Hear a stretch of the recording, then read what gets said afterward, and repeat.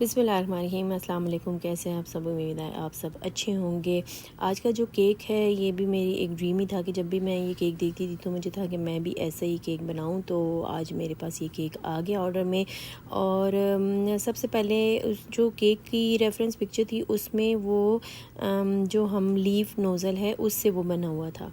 तो सबसे पहले मैंने ट्राई किया और फिर मैंने कहा नहीं, एक दफ़ा जो मैं ख़ुद से सनफ्लावर की पेटल्स वाला जो मेरे पास नोज़ल है जिससे मैं बनाती हूँ, तो मैंने कहा पहले मैं उससे भी एक दफ़ा ट्राई करके देखती हूँ कि दोनों में से लुक इसकी बहुत अच्छी आती है। वैसे तो वो भी ठीक ही लग रहा था, लेकिन इससे थोड़ा सा लुक ज़्यादा इन्हेंस हो रही थी केक की। और एक्चुअल में सही मतलब प्रॉपर लग रहा था कि सनफ्लावर है। तो फिर मैंने सोचा, हालांकि इसकी वर्किंग थोड़ी ज़्यादा थी, इस पर थोड़ी ज़्यादा मेहनत थी, लेकिन ऑब्वियसली केक को लुक वाइज देखना था, तो इसलिए फिर मैंने वो वाला हटा दिया।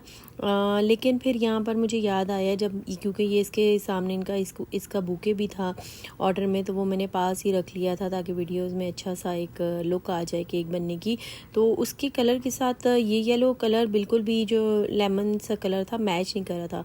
तो फिर मैंने दोबारा से क्रीम के अंदर येलो में हल्का सा ऑरेंज ऐड किया, तो मुझे बिल्कुल सेम कलर उसकी तरह से सनफ्लावर की तरह लगने लगे थे। और बहुत ही माशाल्लाह से प्यारी लुक आने लगी थी। तो बस बेसिक केक की फ्लेवर तो बेसिक ही था, जो चॉकलेट का फ्लेवर होता है, ठीक है। और ऊपर से बस ये डेकोर करना था। 1 पाउंड का केक था और बाकी इसके ऊपर कुछ लीव्स वगैरह थे। तो इस तरह से मैंने ये सारे के सारे, कुछ छोटे फ्लावर्स थे, कुछ बड़े फ्लावर्स थे, और काफ़ी टाइम लग गया था क्योंकि बहुत छोटा छोटा सा वर्क था। देखने में तो ऐसे लगता है कि हम वीडियो में आपको दिखा रहे थे कि ये बहुत जल्दी जल्दी हो जाता है, लेकिन ऐसा कुछ नहीं था। और जहाँ तक क्रीम का ताल्लुक़ है, गर्मी बहुत ज़्यादा है, लेकिन ये है कि अगर आप साथ साथ क्रीम को लास्ट वीडियो में मैंने बताया था कि मैं आपको ज़रूर बताऊँगी कि आप स्टेबल क्रीम के साथ कैसे वर्क कर सकते हैं।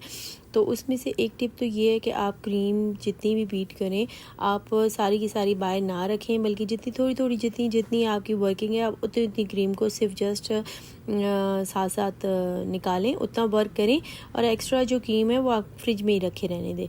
और जब दोबारा आपको इस्तेमाल हो तो फिर आप उतनी बैच, मतलब छोटे छोटे बैजेस में आप केक क्रीम को निकाल के उससे काम करें। तो आप फिर इस तरह से इजीली, थोड़ा सा मेहनत तो हो जाती है, बार बार आपका जाना फ्रिज के पास, अगर तो किचन में फ्रिज हो, क्योंकि मेरा तो बाहर है थोड़ा टीवी लाउंज में, तो इस वजह से मुझे थोड़ा अंदर बाहर होना पड़ता है। लेकिन अगर आपका किचन में ही है तो ऑब्वियसली वो फिर आपके लिए ईजी है।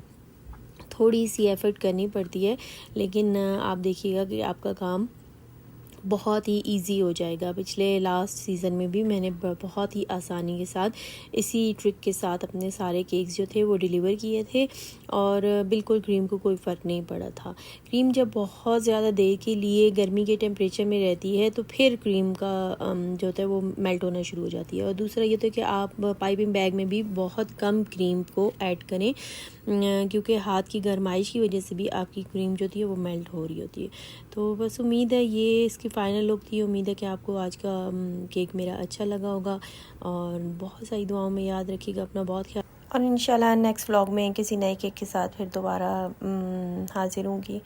तो ये देखें, ये बस इसकी फ़ाइनल लुक है, और बुके भी बहुत ही खूबसूरत था। तो अल्लाह हाफिज़।